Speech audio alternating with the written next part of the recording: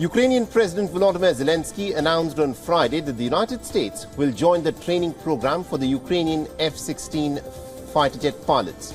The training is expected to begin in October at the Morris Air National Guard base in Tucson, Arizona.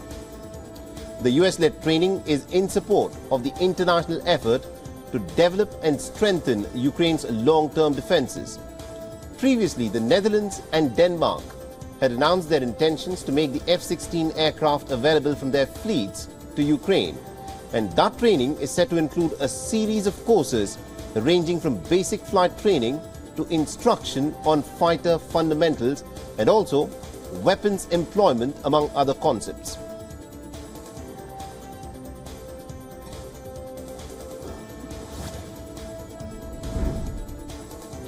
North Korea's latest failed attempt to place a spy plane in an orbit was at the center of the United Nations Security Council meeting on Friday.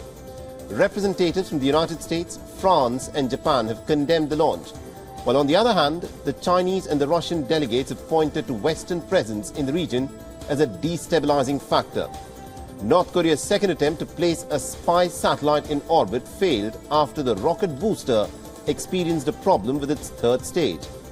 Relations with North Korea have further deteriorated after the United States and South Korea held their first nationwide air defense drills in over 6 years.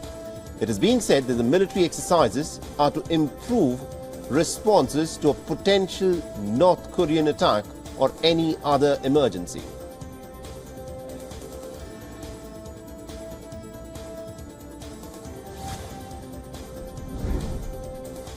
After several high-profile visits to China, the U.S. Commerce Secretary Gina Raimondo is traveling to China in order to keep the communication lines going amidst the deteriorating ties between the United States and China.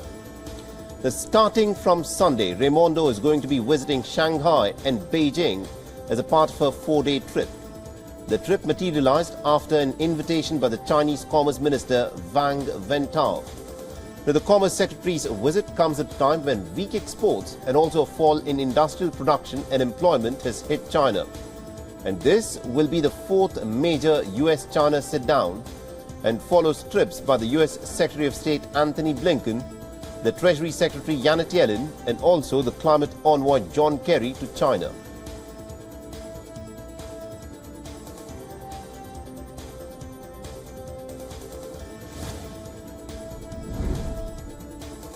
The Turkish and the Ukrainian foreign ministers have expressed that the Black Sea grain deal must be renewed. The deal was brokered by Turkey and the United Nations last year, and it allowed for the safe Black Sea export of Ukrainian grain. Turkey has been trying to persuade Moscow to return to the agreement again. In a press conference during his visit to Kiev, the Turkish Foreign Minister Hakan Fidan said that renewing the grain deal was a priority for Turkey.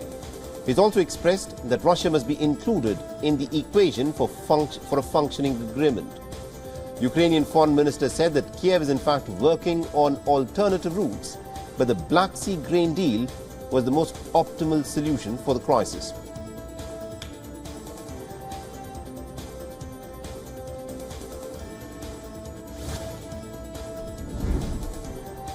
Hundreds of protesters gathered in front of the French military base in Niger's capital, Niamey, threatening to storm the facility if the French troops don't depart the West African nation within a week. The protest came on the same day that Niger's military junta, which seized power in a coup on the 26th of July, ordered the French ambassador to leave the country within 48 hours. This shows a further deterioration in relations between the coup leaders and the Western nations, especially the former colonial power France. Niger has strategic significance as one of the world's biggest producers of uranium. It also helps as a base for French, US and other foreign troops that are helping fight the Islamist militant groups in the Sahel region.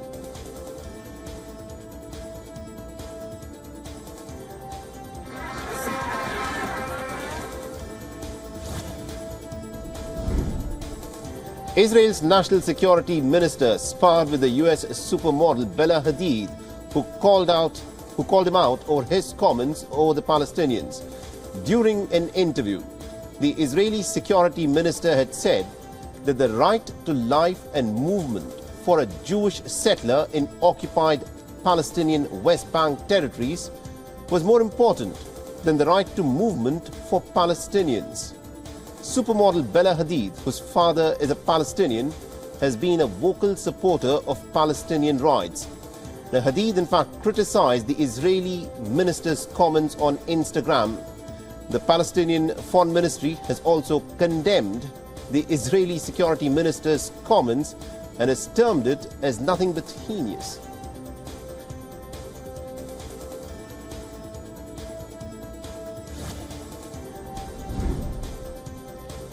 The new members of Venezuela's National Electoral Council took office on Friday. The new council approved the appointment of the reputed loyalist Elvis Amoroso as the head of the country's highest electoral authority. Now, Amoroso's selection comes as Washington has said that it is prepared to ease sanctions against Venezuela. However, this will only happen if President Nicolas Maduro takes some concrete steps towards a free election. Amoroso, who was sanctioned by the United States, has spent at least 5 years as the head of the Comptroller General's Office, which is the office that oversees the use of public assets.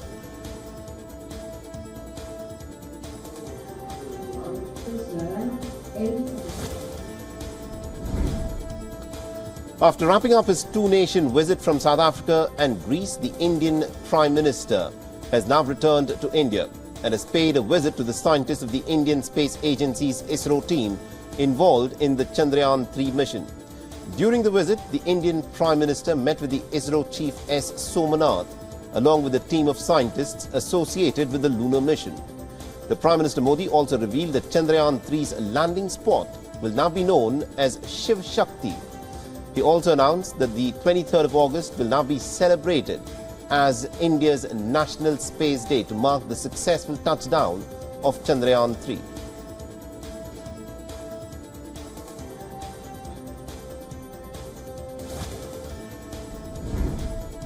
India's Finance Minister Nirmala Sitharaman has said that India hopes to conclude talks over a free trade agreement with the United Kingdom by the end of this year. The Finance Minister's comments have come as the two nations are working to agree on several issues, including intellectual property rights, rules of origin, and also an investment treaty. India and the United Kingdom will hold another round of discussions over the proposed deal, while the British Trade Minister, Kemi Badenoch, is presently in India. A deal between India and the United Kingdom is very crucial for New Delhi and also for London, which are hoping to become bigger trade partners with each other.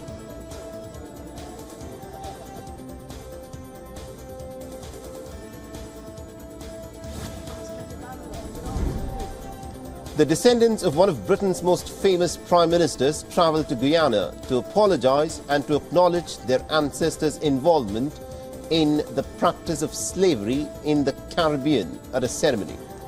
The apology took place as the country commemorated the 200th anniversary of a rebellion by the enslaved Africans in the Caribbean. The family has also urged other descendants of those who benefited from slavery to have open conversations about their ancestors' crimes.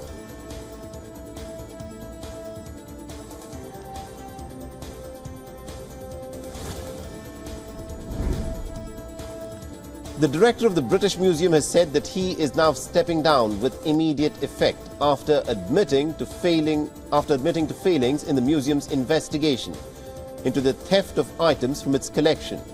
Hartwig Fisher, who was due to leave his post next year, and the outgoing director said that the lapses in the museum procedures allowed for the items to be taken away from the British Museum. Now, according to the museum authorities, the stolen items included stuff of gold, jewellery and semi-precious gems dating from 15th century BC till the 19th century AD.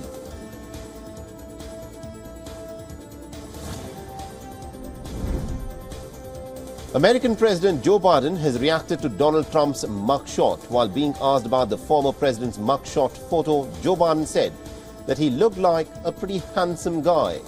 The Biden has largely avoided commenting on Donald Trump's legal troubles. with the White House officials saying that they want to preserve judicial and prosecutorial independence. Now, Donald Trump is facing federal felony charges related to both election interference and his handling of classified documents.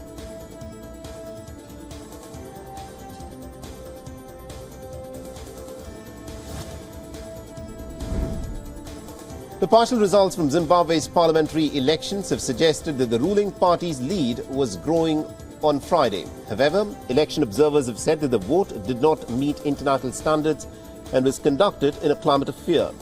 The result of the presidential vote has not been announced yet. It is expected within 5 days of voting, and President Emmerson Mnangagwa's ZANU-PF party is widely expected to maintain its 43-year grip on power. The Zimbabwe's chances of resolving a debt crisis and obtaining World Bank and International Monetary Fund loans are at stake, as foreign lenders have said that a free and a fair vote is a precondition for any meaningful talks.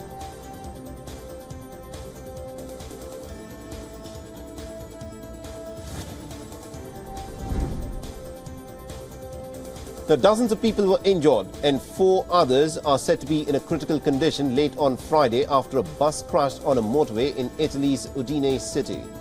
Now, according to the local media, 30 people have been left injured after the crash. The bus, which was said to be carrying Ukrainian tourists, collided with a truck that was carrying fruits and vegetables.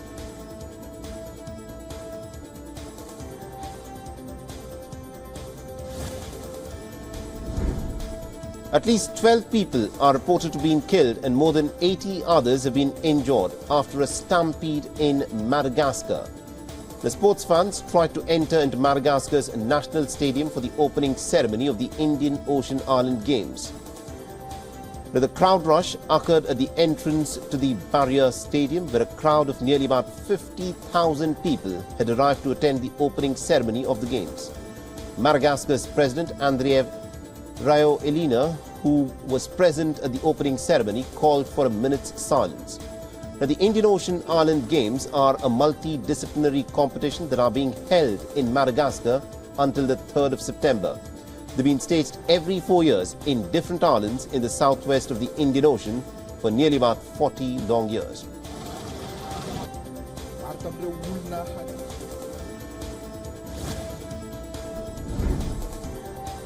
Officials in Hawaii have released the names of 338 people who are said to be missing after the deadliest wildfires hit the region more than 2 weeks ago. The officials say that these 338 names are in fact a subset of a larger one. Officials had said earlier in the week that they had a running list of nearly about 1,100 people who are still unaccounted for.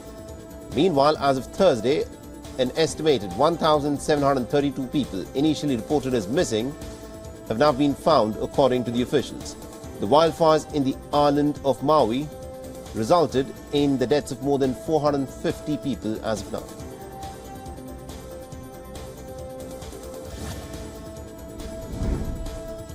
And firefighters continue to battle the raging wildfires in the Canadian province of British Columbia. The fire has prompted them to employ some unique approaches instead of just relying on water spraying techniques.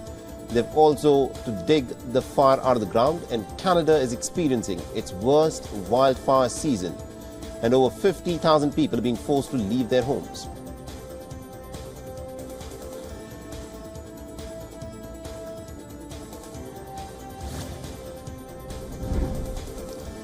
And a number of different native birds in North American grasslands is declining pretty steeply. Now, experts say that the numbers are plunging due to the habitat loss, land degradation and climate change. A 2019 study found grassland bird populations had fallen by nearly about 53% since 1970, compared to the overall bird loss of nearly about 30% in continental US and Canada. Some species have declined by nearly about 75% or more, and a quarter are said to be in extreme peril. Now, these birds include bobolinks, grasshopper sparrows, Henslow sparrows and others.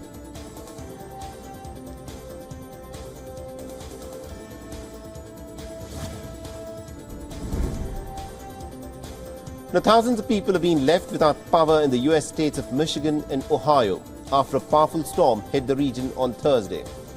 Now, the visuals show as to how neighborhoods have plunged into complete darkness amidst rapid flashes of lightning. According to the US media reports, nearly about 600,000 customers had been left without power during the severe storm, where at least about 4 people are reported to have been killed in these storms.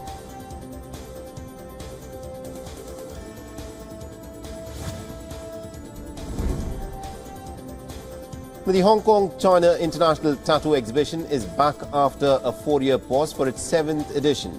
Dozens of tattoo enthusiasts have in fact been showcasing the art created on their bodies by tattooists competing for the highest honor in the industry. Now, the competition is divided into 3 categories: black and white, color and traditional style. Now, the annual event draws more than 160 professional tattoo artists and practitioners from all over the world, including Japan, Indonesia, Russia, Poland, the United Kingdom, amongst many others. The tattoo fair aims to nurture new generations of tattoo artists and to promote an interest in body art within the public.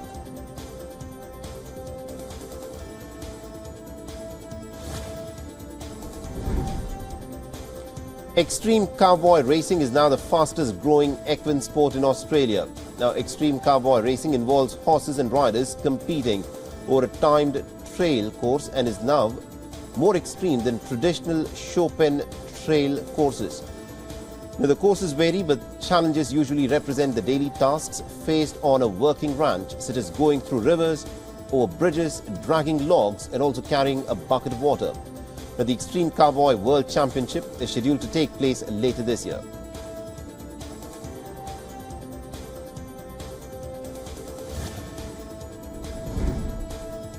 The Buenos Aires World Tango Championships heated up on Friday as the qualifying rounds kicked off with dancers from around the world showing off their fancy footwork. The Salon Tango is often characterized by slow, measured and smoothly executed moves, and the walk is considered the most important element. And this is the 20th anniversary of the World Tango Championship. The competition, of course, takes place during the Tango Festival. It started on the 23rd of August and it will end on the 3rd of September.